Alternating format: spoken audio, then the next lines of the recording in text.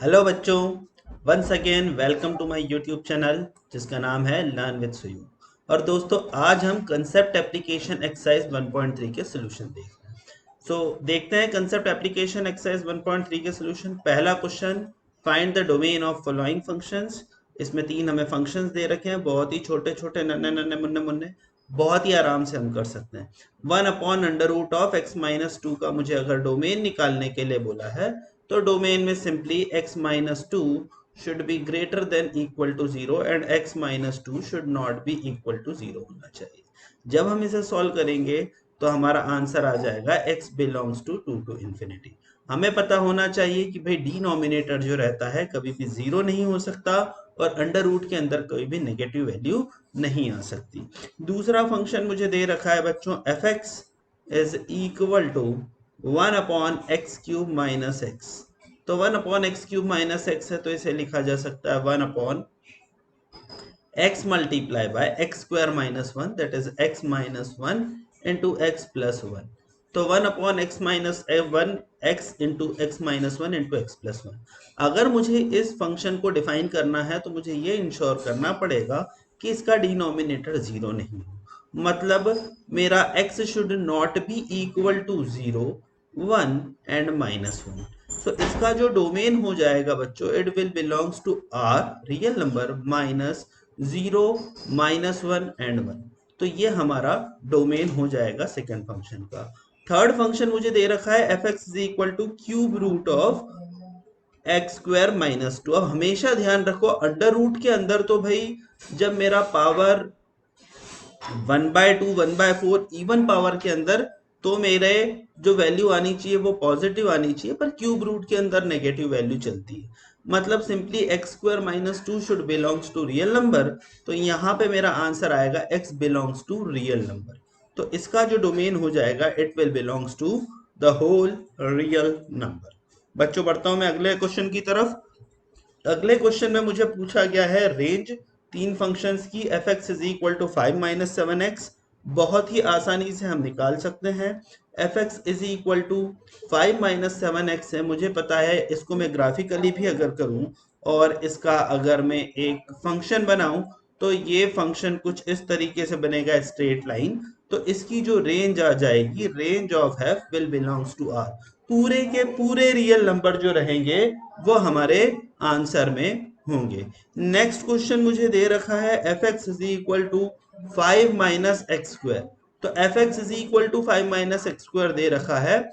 तो अब मुझे पता है कि x² हमेशा ग्रेटर देन इक्वल टू 0 होता है। अगर मेरा x² हमेशा ग्रेटर देन 0 इक्वल टू 0 होता है तो 5 - x² हमेशा लेस देन इक्वल टू 0 होगा। तो 5 - x² will be always less than equal to 0। तो यहाँ पे रेंज ऑफ f हो जाएगी -∞ टू 5। ठीक है बच्चों, अब हम बढ़ते हैं अगले क्वेश्चन की तरफ। (x²/(x² + 1) दे रखा है, बहुत अच्छा क्वेश्चन है। यहाँ पर मुझे दे रखा है fx is equal to (x²/(x² + 1)। तो (x²/(x² + 1) दे रखा है, तो इसे लिखा दू अगर मैं इस तरह से +1 - 1 करके, तो इसे लिखा जा सकता है 1 - 1/(x² + 1)। तो 1 - 1/(x² + 1) मैंने लिखा। तो 1 में से मैं कुछ माइनस कर रहा हूं और मैक्सिमम माइनस क्या कर सकता हूं, 1 माइनस कर सकता हूं। अगर मैं x को 0 लूं, डिनोमिनेटर हमेशा मेरा 1 से बड़ा रहेगा, तो मेरा जो माइनस में जिसे करूंगा वो क्वांटिटी हमेशा 1 से छोटी रहेगी। तो इसकी मैक्सिमम वैल्यू हो सकती है बच्चों, इस फंक्शन में मेरा जो रेंज आ जाएगी, इसकी मिनिमम वैल्यू हो जाएगी 0 और मैक्सिमम वैल्यू हो जाएगी 1 के बराबर। तो 0 to 1 इसकी जो रेंज है वो हो जाने वाली है। बढ़ता हूं बच्चों मैं अगले क्वेश्चन की तरफ। Find the domain and range of the function. Well, अगर यहाँ पे fx में मेरे को डोमेन पूछा है तो ये मेरा हो जाएगा 2 - 5x अपॉन 3x - 4। तो यहाँ पर डोमेन ऑफ f क्या हो जाएगा, 3x - 4 and it is not equal to 0। अगर मुझे इसका डोमेन करना है तो x will belongs to any real number except 4/3। बस मुझे इसका डोमेन अगर डिफाइन करना है तो जस्ट ये इंश्योर करना है कि डिनोमिनेटर मेरा 0 ना हो।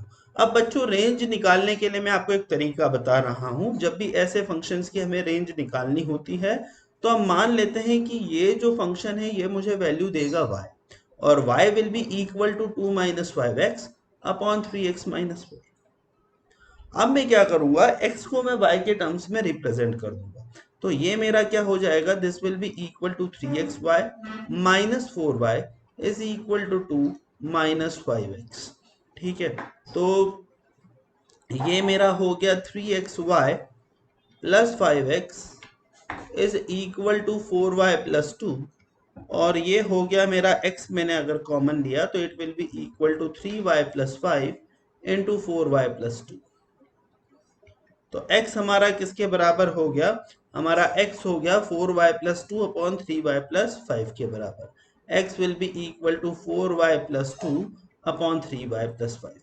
अब इसका जो डोमेन होगा, x as a function of y का जो डोमेन होगा वही y as a function of x की रेंज होगी। तो इसका जो डोमेन होगा, domain of this function will be equal to r minus -5/3। तो यही इसकी रेंज हो जाएगी। तो अगर मैं इस पर्टिकुलर फंक्शन की बात करूं तो इसका डोमेन हो गया ये r माइनस 4/3 और रेंज हो गई ये r माइनस -5/3। तो इस तरह से बच्चों इस पर्टिकुलर क्वेश्चन को हम सॉल्व करते हैं। होप आपको ये वाला जो क्वेश्चन है वो समझ में आया होगा। अब मैं बढ़ता हूं अगले क्वेश्चन की तरफ। यहाँ पर सिंपली पूछा हुआ है domain and range of 4 minus 16x²। Domain निकालना है तो हमें सिर्फ एक चीज इंश्योर करनी है कि 4 minus 16x² should be greater than equal to 0। तो डोमेन ऑफ फंक्शन निकालना है तो बस ये वाली इनइक्वालिटी आप सॉल्व कर दीजिए, आंसर आ जाएगा। इतना ही मैं हिंट दूंगा। अगर रेंज निकालनी है तो मुझे पता है कि 16x² is always always greater than equal to 0। तो 4 माइनस में कुछ सब्ट्रैक्ट कर रहा हूं जो हमेशा ग्रेटर देन इक्वल टू 0 रहेगा। तो इसकी मिनिमम वैल्यू जो आएगी वो 0 आएगी और मैक्सिमम वैल्यू जो आएगी वो 2 आएगी। बात समझ में आई? सो इस तरीके से हम ये वाला क्वेश्चन भी सॉल्व कर सकते हैं। नेक्स्ट क्वेश्चन पूछा है find the range of the function x² minus x minus 6 upon x minus 3। Well, बहुत ही अच्छा क्वेश्चन है। अगर मैं इस fx को थोड़ा सा लिखूं हटके तो it is equal to x minus 3 multiply by x plus 2 upon x minus 3। अब यहां भी मैं x माइनस 3 को कैंसिल कर सकता हूं बशर्ते मैं ये ले लूं x should not be equal to 3। तो यहाँ पे अगर कोई मेरे से इस फंक्शन का डोमेन पूछे तो domain of the function will be equal to what? Domain of the function will belongs to every real number except 3। तो डोमेन ऑफ फंक्शन हो जाएगा r माइनस 3 और रेंज क्या होगी, 3 को छोड़ के ये वाला फंक्शन जो वैल्यू देगा वो। तो यहाँ पे अगर कोई मेरे से रेंज की बात करे तो 3 जब मैं डालता हूं तो मुझे x प्लस 2 पे 5 वैल्यू मिलती है। तो रेंज में हो जाएगा r minus this particular value 5। ठीक है, तो ये मेरा डोमेन और रेंज आ गया। अब मैं बढ़ता हूं बच्चों अगले प्रश्न की तरफ। छठा क्वेश्चन जो हमें दे रखा है इस पर्टिकुलर एक्सरसाइज में, ये बोल रखा है कि एक रिलेशन दे रखा है जिसको हम बोलते हैं non uniformly defined function, differently defined function. ये fx is equal to 2x minus 3 दे रखा है अगर x की value less than equal to 2 है, और x³ माइनस a दे रखा है अगर x की value greater than equal to 2 है। बोला गया है ये एक फंक्शन है तो आपको a की वैल्यू निकालनी है। वेल, अगर ये फंक्शन है तो x इज इक्वल टू 2 पे मुझे सेम वैल्यू मिलनी चाहिए। अगर x इज इक्वल टू 2 पे मुझे अलग अलग वैल्यू मिलेगी तो मैं बोलूंगा कि ये वाला जो मेरा रिलेशन है वो फंक्शन नहीं है। मतलब f of 2 should be equal to f of 2। तो f ऑफ 2 दो तरीके से डिफाइन है, एक 2x माइनस 3 से डिफाइन है। अगर मैं यहाँ पे x इज इक्वल टू 2 डालता हूं तो यहाँ पे मुझे वैल्यू मिलेगी 2 मल्टीप्लाई बाय 2 माइनस 3। और f ऑफ 2 दूसरी तरीके से डिफाइंड है, वहां पर अगर मैं वैल्यू डालता हूं तो यहाँ मुझे मिलेगा 2³ माइनस। तो ये मेरा हो गया 2 into 2 minus 3 that is 1 upon 8 minus a। तो a की वैल्यू यहाँ पर हो जाने वाली है 7 के बराबर। मतलब अगर मैं a इज इक्वल टू 7 लूंगा तो ये वाला रिलेशन परफेक्टली मेरा फंक्शन हो जाएगा। तो बच्चों ये था क्वेश्चन नंबर 6। अब मैं बढ़ता हूँ क्वेश्चन नंबर 7 की तरफ। रिलेशन मुझे कुछ इस तरह से दे रखा है, एफ एक्स 1 अगर x रैशनल नंबर है, 2 अगर x रैशनल नंबर नहीं है। तो हमसे पूछा है F of pi plus F of 22/7। बहुत ही टेक्निकल क्वेश्चन है। मुझे पता है pi is not a rational number, तो एफ ऑफ पाई की वैल्यू आ जाएगी 2 and 22/7 is a rational number, तो यहाँ पर वैल्यू आ जाएगी 1। तो हमारा आंसर हो जाएगा 3 के बराबर। बढ़ते हैं हम अगले क्वेश्चन की तरफ। यहाँ पे मुझे एफ एक्स दे रखा है, जी एक्स दे रखा है और एफ बाय जी फंक्शन मुझसे पूछा गया है। Well, F by ji function मुझसे पूछा गया है तो अलग अलग डेफिनेशन पे मैं अलग अलग तरीके से फंक्शन करूंगा। अगर x लेस देन 3 लूंगा मैं, तो x लेस देन 3 में मेरा फंक्शन कुछ इस तरह से डिफाइन होगा, f by g that is x square minus 4x plus 3 upon x minus 4। ठीक है। अब 3 से लेके 4 के बीच में अगर मैं बात करूं, तो 3 से लेके 4 के बीच में ये वाला फंक्शन है एफ एक्स एक्स माइनस 4 और जी एक्स मेरा है एक्स माइनस 3। तो x माइनस 3 डिफाइन होगा अगर x की वैल्यू मैं लूं 3 to 4, है ना। सो क्लोज इंटरवल 3 से ओपन इंटरवल 4 तक ये वाला फंक्शन कुछ इस तरह से डिफाइन है। अगर मैं 4 से बड़ा कोई नंबर लेता हूं बच्चों, तो मेरी वैल्यू क्या हो जाएगी, ये वाला फंक्शन है मेरा x माइनस 4 और ये वाला मेरा फंक्शन है x square plus 2x plus 2। तो x माइनस 4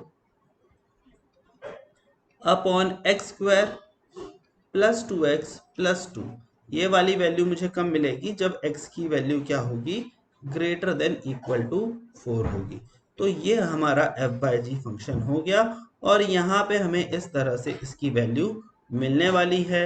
अब यहाँ पे आप आराम से इसका डोमेन फाइंड कर सकते हो और इसकी रेंज भी फाइंड कर सकते हो। आप देख सकते हो कि किन वैल्यूज पे फंक्शन कहाँ पर डिफाइन हो रहा है और कहाँ पर डिफाइन नहीं हो रहा है। मैं यहाँ पर इतना ही छोड़ूंगा। अब मैं आखिरी क्वेश्चन की तरफ आ रहा हूँ। Which of the following functions are identical to mod of x minus 2। तो मॉड ऑफ x माइनस 2, तो अगर हम चारों फंक्शन को देखें बच्चों, तो पहला फंक्शन दे रखा है under root of x square minus 4x plus 4, तो इसको लिखा जा सकता है under root of mod of x minus 2 का होल स्क्वायर। तो ये बाहर निकलेगा मॉड ऑफ x माइनस 2 के बराबर। दूसरा मुझे दे रखा है मॉड ऑफ x माइनस 2, तो ऑब्वियस सी बात है mod of x minus 2 is not equal to mod of x minus mod of 2। सी मुझे दे रखा है मॉड ऑफ x माइनस 2 का whole square upon mod of x minus 2। तो ये वाला फंक्शन भी आइडेंटिकल नहीं होगा क्योंकि x should not equal to 2 यहाँ पर कंडीशन आ जाए।